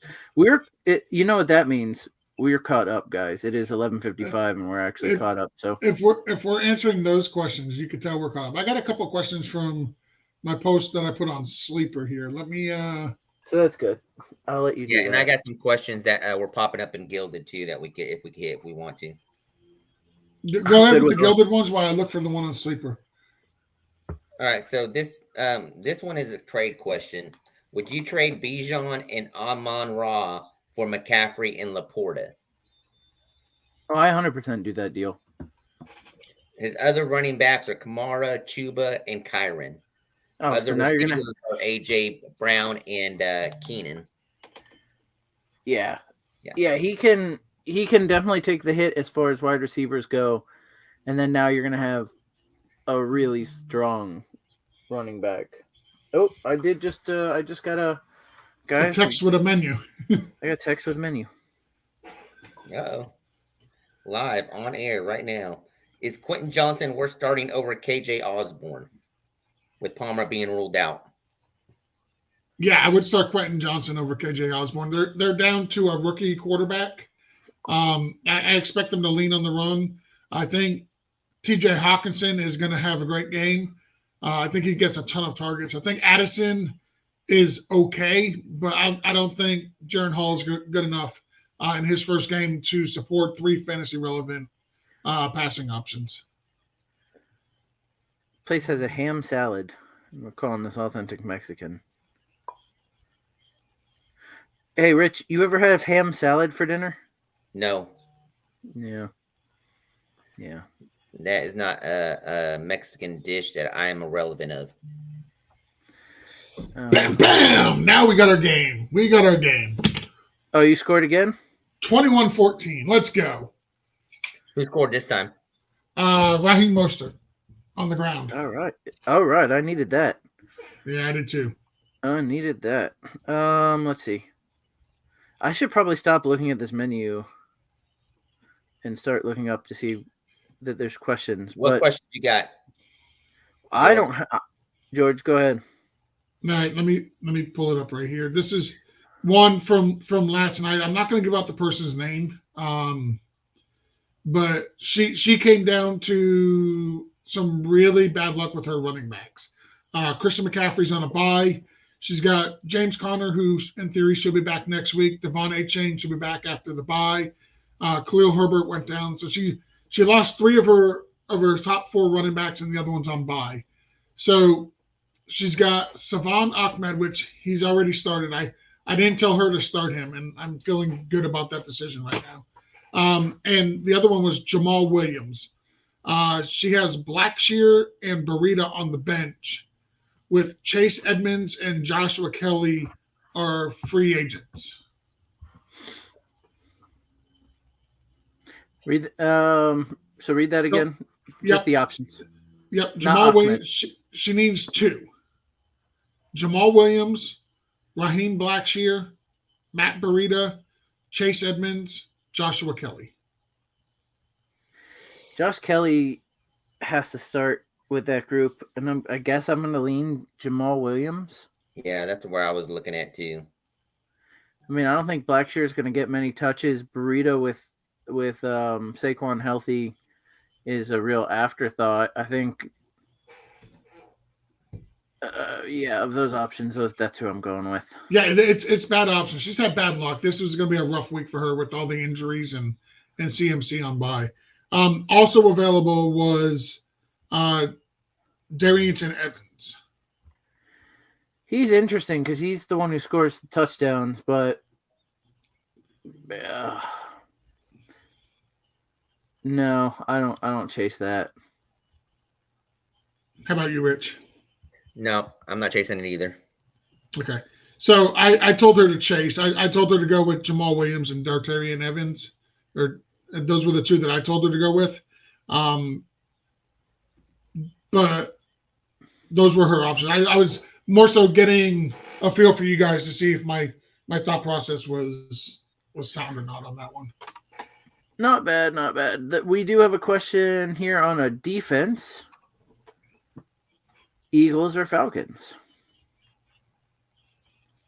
Eagles going up against rival Cowboys. And Saints against the Falcons. No, Falcons are playing, I think, the Vikings, right? Yeah, they're playing the Vikings. Oh, that's right, yeah. So, I think I go Eagles. I thought the Falcons defense was going to be better last week, but they're playing a 5th-round rookie starting for the first time. Not a lot of tape on that quarterback. I guess that could be the worry, but I still, it's not like the Vikings have been able to run the ball. I'm going to take the Falcons here. Yeah, same here. Look, Eagles are going against Cowboys, and although Dak can have a bad game against them, he's been on fire. So I'm going Falcons defense. I thought I read, and I'm going to look for it real quick because we have a moment. I thought I read that Dak generally has good games against the Eagles.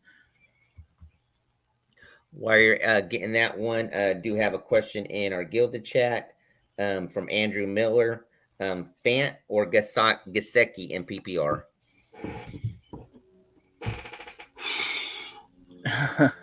I'm going to go Noah Fant. I would love to see what other options they are available on the waiver wire, though. Not much if those are the options he's given. Is Darnold Parham available? Because I would take Darnold Parham over both of those guys. Yeah, Donald. Let's see. So Dak is 8-3 against the Eagles. 3 touchdowns, 5 touchdowns, 3 touchdowns. the last 3 times they've played. 2 yards. Where are the yards? 347, 295, 238, 265, 239, 455. So he plays pretty. Dak usually plays the Eagles pretty well, even when the Eagles are a better team. I'm gonna stick with the Falcons in that defense. Just looking up Dak's stats. Trying to find. All right, we got another one on here. One more. Yep. One more rival question. Flex Hunt or Lockett? Hunt or Lockett?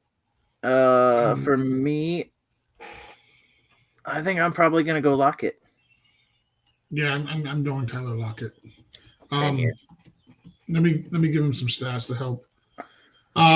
He plays Tyler. So I mentioned earlier with DK Metcalf how he's better against man than zone. Well, Tyler Lockett is the exact opposite. He plays a lot better against zone defenses than man. And the Ravens are one of the most zone heaviest teams in the entire NFL. Lockett leads Seattle with a 20.7% target share and 35% air yards against zone defenses. He plays really, really good against zone defenses. I would go with Tyler Lockett. Yeah, that's who I'm leaning to. And to go back to that tight end question from Andrew Miller, what's available on the wire with just a few that I'm going to name off to you guys is Ogletree, Atkins, Tanyan, Uzma, and Heath Bryant. You guys choosing any of them at all? No, I'm going to go with Fant. Fant. Yeah, it's gross. Yeah, that's gross. And I'm sticking with it. I'm hoping for 30 yards. I'm not even going to hope for a touchdown with Fant. I'm hoping to get 30, like 2 receptions for 30 yards. 3 for 3. I'm happy with a 2 for 3 with him. And also, Travis Kelce's only got like 3 fantasy points this week so far. Because good job, of his girlfriend not being there. Yeah, come on. Have you seen the splits between Travis Kelce with and without Taylor Swift there? He plays so much. It's weird. Like he plays so much better in games that she's there than the games that she's not. It's just, and I know it's really ultimately it boiled down. It's absolutely attributed to nothing, but it's just a funny talking point. Houston kicker Fairbairn versus Tampa, or Dallas kicker Aubrey versus Eagles. I've got Aubrey this week. Yeah, I would go with Aubrey. Yep, I agree. The only decent thing you'd have in Fairbairn's side there is that Tampa's red zone defense is like number 1 or number 2 in the league. So they let you get down to the red zone and then they stop you, which, obviously lends to field goals. But I think Dallas is going to have to score to keep up with the Eagles, and I think Aubrey's going to have a lot of work. Yep. So Black Body Absorber, 2 of us said, well, George and Rich said Burrow, and I said Hurts. So it's I'm pretty sure you guys, right? You remember that one? I'm pretty sure you guys said Burrow, and I said Hurts. Yeah, I would go Burrow over Hurts. And then Chase, yeah. Yeah, so I mean that's a stack, so it might have swayed me a little bit, but I think I'd probably just go I'd go Hurts, and I'm still not making that pun. You're welcome. All right, so another question in our Gilded chat is Marquise Brown or Singletary PPR? I'm leaning I'm leaving Devil Singletary. Oh, that's what I was going to lean to too, due to the fact that Clayton Tune. Yeah, and it could work out well for him. But I think because of Tune being in there, I think this is going to be the game where the tight end has another good game.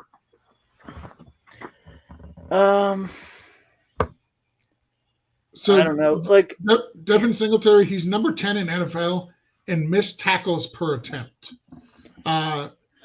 Which is really good, by the way. He should see 15 plus touches with no Dameon Pierce. Yeah, he's definitely going to get the volume. I think I trust it. I respect Tampa's rush defense. Jason, is Vita Vea, is he healthy? Is he playing? Ooh, let me double check because I I know it actually was don't going to think be. he is. Yeah, I don't think so either. But Because if he's not, I really want to go with Singletary then. I know it was going to be a game time. Let me see what they've. While he's pulling that up, we do have a couple questions that popped up in our chat. I will go ahead and read this one out. PPR from Porg, one of our gilded members. Pick 2: Flowers, Collins, Godwin. The receivers you don't pick then, or White in the flex. Just for that, Vita Vea as of 36 minutes ago is good to go. Okay. He is starting. So I'm still going to go with Singletary, but it's a little bit closer than it would have been without Vita Vea. Just because, Vita Vea is an absolute monster in that front line of Tampa Bay. So, but for Pork's question here, pick 2: Flowers, Collins, and Godwin. Listen, I got to go with Collins, right? Like start Nico Collins till Nico Collins remembers he's Nico Collins. So that's one, and I want to go Godwin with the other. So here's the problem for me. I don't want to do Godwin and White. I don't want to rely on 2 Buccaneers. This offense has been dreadful. But to me, the 3 best players here are Collins, Godwin, and White. Would you play all 3 of them in bench White?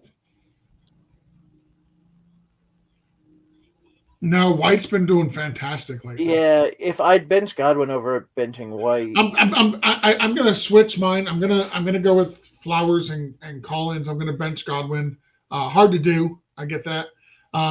Zay Flowers top 20 in deep targets and red zone targets in the NFL. Seattle runs a zone defense 85% of the time, and in zone defenses, Flowers has a 30% target share. I'm going to go with Zay Flowers here. He's been a baller this year. man. I guess I'm what? I'm going to go ahead and start 2 Buccaneers, which is gross, because I thought Godwin had his first touchdown of the season last week. Not that we're chasing touchdowns, but even if he didn't have his touchdowns, he had 5 for 54. I think that's good to be as good of what Zay Flowers is probably going to give you. So I am going to take Collins, Godwin, and White. That's the route I was leaning to. Look, I get what you're saying about how Tampa Bay's been playing, but I'm sticking White in there no matter what. And Godwin hasn't been god horrible. He's been decent and stuff like that. And I'm gonna ride with that floor. So yeah, I mean the last 4 games, 5 receptions, 6 receptions, 8 receptions. In a full PPR, giving you a 5-point floor in just receptions, over 10 yards or over 10 points in each of those. I think that's a safe floor, and he does have ceiling. So let's see. Pick 1 full PPR. Hold on, who asked that? Who asked that, Jason? Constantinos Giftopoulos. Clearly he's Greek. I was gonna say it's Konstantinos Gistopoulos. Oh, I think Rich is correct. Rich should be forced to read these. And you know what? I'm just glad I beat everybody to the punch and asked you guys how to read that, and nobody asked me. Pick 1 full PPR. Sorry, Konstantinos, but Rich is better at reading stuff than I am. Full PPR: Moss, Aaron Jones, or Henderson. I'm going to go Aaron Jones here. I'm going Aaron Jones. I'm going to say Zach Moss, but it doesn't matter because these 2 said Aaron Jones. Jason pulling the Jason. But I've been high on Moss. I was high on Moss earlier. So yeah, I know. Jerry Bagshaw says Demario Douglas or DJ Moore. This is where George's got to put on those big boy pants. Yeah, if he's gonna. And look, I'm gonna be that guy. I was right last week on DJ Moore. Not great from DJ Moore, but now you have your chance. Like, so here's it's both good and bad with DJ Moore for this week. He has a 38 or sorry 30. I wish it was 38. 31.8% first read with Tyler Badgett under center. But the Saints allowed the lowest receiving yards per game to outside wide receivers. So he's getting looked at a lot, but the Saints defense is really, really good, and they don't really allow a whole lot of yards. I'm going Demario Douglas based solely on the matchup. It's not pretty. It will take cojones to do this. I honestly could sit here and tell you I would start Demario Douglas over DJ Moore, but if I actually had to, I don't know I could. But my head tells me the right answer is Demario Douglas here. Rich. So as the three of us sit here, it's our job to give you our opinions on which way we're leaning and stuff. It comes down to you actually setting this lineup and hitting that submit button. A lot of times, look, it's a 50-50 split in some of these cases and stuff like that. But when it comes down to me, just kind of like what George was saying, I could tell you to go Demario Douglas, but would I hit that submit button? And I would not hit that submit button for Demario Douglas. Look, DJ Moore is the better caliber receiver. You would like to think that he's going to have more targets and the more opportunity to do what he can do as he is their number one receiver.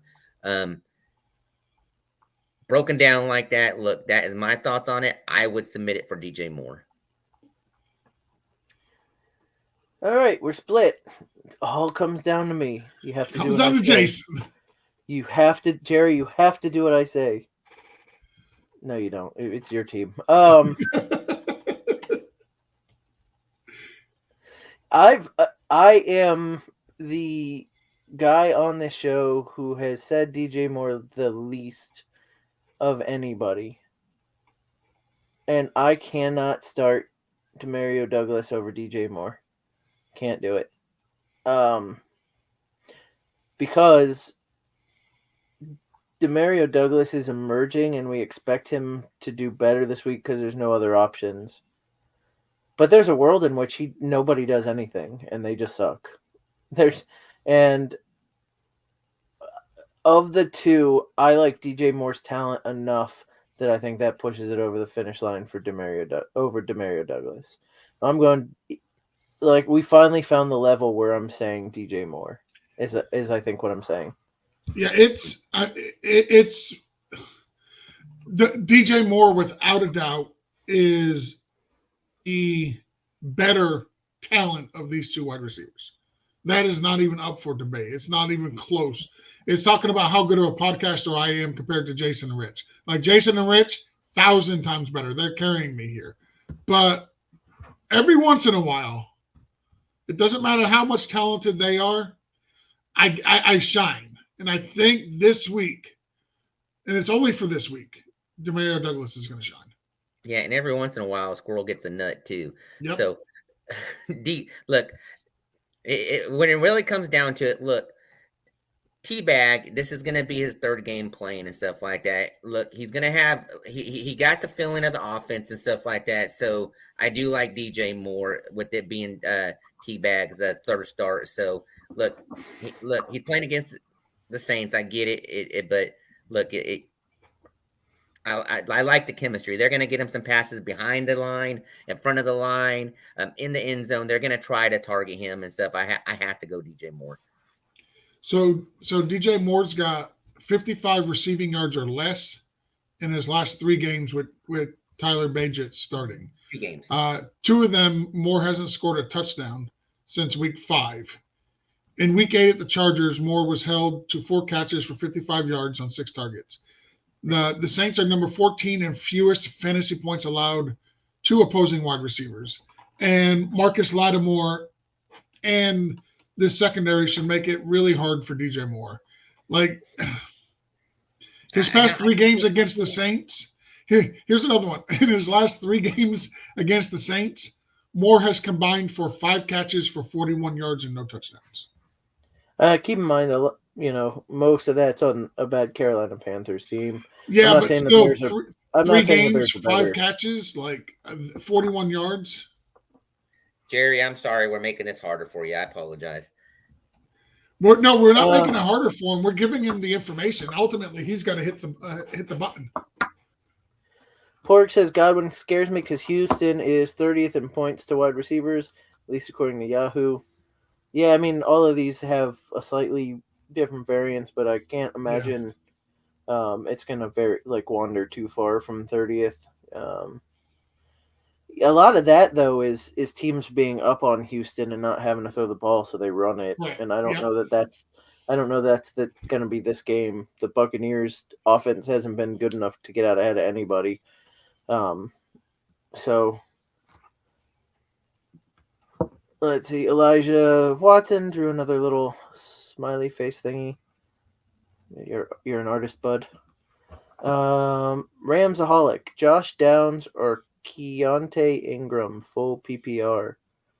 So we made. First off, I want to say what's up, Shay. That's Shay. He was doing the Rams show for us at the Teacher T Network, so I'm going to give him a quick shout out. I do want to say that we finally did hit the level where I'm willing to risk it with Josh Downs. Yeah, same here. That's what I was going to say. In this case, look, I'm leaning Josh Downs in here. He might be in for a quarter and still might be able to outplay Keontae Ingram full game. All right, and then we got another question here. DJ Moore or Jacoby Myers in a half PPR? Right here. Jacoby Myers. Can you start a kicker? Oh, no. Can you pick up a kicker and play a kicker? Is Demario Douglas available on your waivers? The thing I worry about here, and it's Myers for me, the thing I worry about is the one game that Aiden O'Connell played previously. I know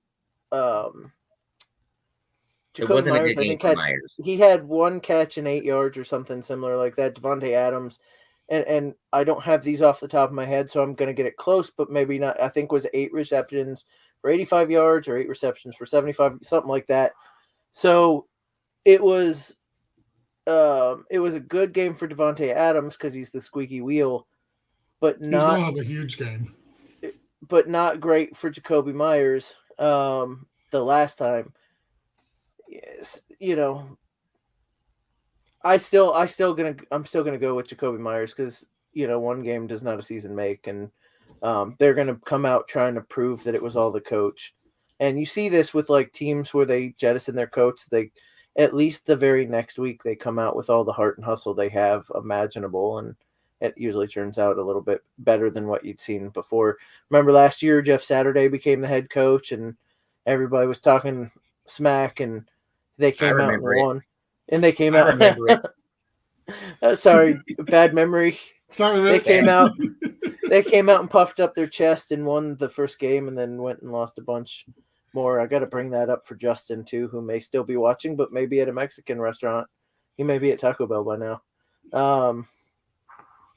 Hey, later, me and the wife are thinking about going to an Italian restaurant, so we're going to go to Quiznos. Well, all right. I got a question in the Gilded chat. Go ahead. Zay Flowers or Mike Evans? Oh, Mike Evans. Mike Evans. Nice. That's who I was going to lean to. So. Oh, it's weird. They've gone away. Like early in the season, it seemed like they were targeting him, even when he was covered, because you pay your number 1 wide receiver and a really solid contested catch guy like Mike Evans to go get those balls. Now it looks more and more like they're not looking that way. So, but I do like Mike Evans this week. I think it's a good bounce back game for him. He wants to get that 1,000 yards for sure, and I think he's got to get 49 yards per game on average the rest of the season to hit it. So seems pretty doable. So well, so we've got like 8 minutes left. I'm going to start shutting this down, and then if we get any questions or any news, we can bring it back up. Right. Got another one from Tony on Gilded. Zay Flowers or Puka? Puka for me. George, where are you leaning? Oh, Zay Flowers. Normally it would be Puka, but with Tyler Rippon as the quarterback, give me Zay Flowers. He's gonna have a phenomenal game this week. It feels like we're living off of a couple of games that Zay Flowers has had, and the rest has been not great. I'm looking up his game stats now because it may just be a feeling I have, and not. I mean, against the Cardinals, 5 for 19. His longest was 8. 4 for 75 was good. 6 for 50 was good. 5 for 73 is good. Yeah, I mean he's been solid all year, except for the one last game. Yeah, and you don't really need to pass on the Cardinals to beat them. That was the game where Gus Edwards had three touchdowns, because you can run all over the Cardinals. So why would you pass on them, right? Yeah. But the only thing Zay Flowers his profile here is missing is touchdowns. He's had one touchdown on the season. Outside of that, he's been a very good wide receiver all year long. Yeah. All right, and then we have DJ Prue in Gilded wanting to know Flowers and Pittman. Pittman. Oh wait, no. Let me rephrase this. He's answering a question. I just saw it. Pick 2 in PPR: Flowers, Pittman, Christian Watson, and JSN. Flowers and Pittman. Okay. Yeah, probably Flowers and Pittman. Pittman hasn't had in PPR leagues. Pittman hasn't had a single game this year under 10 points, except for last week. No, he was over 10 points last week. He wasn't. He was on my bench. He didn't. Hold on. Zay Flowers last week. No, I said Pittman. Oh, okay. Sorry. Pittman hasn't had a single. Yeah, he was on my bench in our home league. He hasn't had a single game this year under 10 points. Right. So in PPR league, so you got to play him, and then Zay Flowers. Like I said, I'm starting him over Christian Watson and whatever else is available. Final question. Start 2 in a PPR. Puka, Godwin, Aaron Jones, Chuba. I'm leaning Chuba and Godwin. Rich? I am leaning Chuba and Jones. So I was leaning Aaron Jones for sure. I like Aaron Jones this week. These are some solid options. I think I'm going to go Aaron Jones and Chuba Hubbard. All right, so that's 2 for Chuba and Hubbard, and then 1 for Godwin. And with that, guys, we're gonna go ahead and wrap this one up. It's been a fun show. Thank you guys for watching. We'll let you know next week what we picked for Justin for lunch, in case you care. Which of Taco Bell's 4th meal options Justin's gonna get. Yeah. But remember, we've got a Gilded chat that is very cool. 250 people talking fantasy football all the time. And you can join that by emailing toiletstitles@gmail.com. Coach will get you in there when he's not riding one of the cool Disney coasters or the Universal rides. He's in Orlando this week. So I heard he's stuck on the Small World right now. Oh God, can you imagine being stuck on that with that song playing over and over and over again? I can't. Like they say waterboarding is torture. What we ought to do is just take the people that we want to get information from, bring them to Disney, and stick them on that ride, and stop it in the middle of the ride, and just make them listen to that song over and over and over again until we get what we want to know. They'd be begging for sweet, sweet, merciful death. I swear. But if you want to join our Gilded, that's what you do, toiletstitles@gmail.com, or you can hit any one of us up on Twitter, anywhere you find us. We'll get you into the Gilded chat, and that's where we chat constantly about fantasy football or anything else you want to talk about. in there we have a Patreon chat, and you can join Patreon for as little as $1.50 a month. It's patreon.com/toilets-titles. We have a tier for every salary. So, just jump in and you get your questions answered first. You get additional look, there's giveaways for Patreons. We have the waiver wire. We have one more question, so I'm going to stop what I'm doing right now and we'll jump over there. And I just closed it because one of us opened it. Start 4. Higgins, DJ Moore, Cooper, Davis, Pittman, Ford, Hunt. Wow, he's got Ford and Hunt. Hey, David, is that Amari Cooper or Cooper Cup? I'm gonna say I'm thinking it's Amari. Let's say for funsies, if it's Cooper Cup, he's in here in one of the fourth. So take the last one that we argue over and throw them out. So, but if it's Amari Cooper, so I'm playing Higgins for sure. I'm playing Pittman for sure. I'm playing. It's Amari. Cooper. It's Amari Cooper. Yeah, I'm playing Amari as well. So those are the 3 I'm playing for sure. Does everybody agree with that, or you guys got a different? Which I'm 3? sorry, Higgins, Pittman, and Cooper are my 3 must. My 3 must. I agree. Yep, I agree. And then now, do you start Demario Davis over? I know you do over DJ Moore. We said DJ Moore. I lean Hunt as my last one here. So this is the one we're arguing over. Unless that's Gabe Davis. Even if it's Gabe Davis, I still lean Ford. Like, Ford was the starting running back last week. He coming off the ankle injury, but he played a majority of the snaps last week against Arizona. Yeah. Yeah, I'm leaning Ford too, but like I said, I'm wondering if that was Gabe Davis.